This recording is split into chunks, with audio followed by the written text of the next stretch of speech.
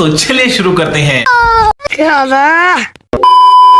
જય માતાજી મિત્રો, આજે રાજકોટમાં રેડ એલર્ટ હોવાથી મારા કોલેજમાં રજા છે એટલે હું આજ ઘરે હું. ભાઈ એમ તો ગોંડલમાં પણ વરસાદ ચાલુ જ છે. વરસાદે બાકાજીકી ચાલુ કરી દીધી છે. વાગી રહ્યા છે 9:30. બહાર તો જોવા હે નહીં તો આપણે ઘરે બેઠા બેઠા ટીવી જોઈ. ભાઈ મારી ઉંમર જોવા જાવ તો હું કોલેજમાં આવી ગયો. હવે તમે ઉંમર ગણી લેજો, પણ હું સાચું કહું તો મને સિંચન જોવું બહુ ગમે. ભાઈ આ મારું ફેવરેટ બિસ્કિટ છે. કોઈને મને ગિફ્ટ દેવાનું મન થાય ને તો મને આ દેવું, એ મારી રિક્વેસ્ટ છે. अच्छा ભાઈ થોડોક વરસાદ રહ્યો તો હાલો કે એક બાર આટો મારી આવી.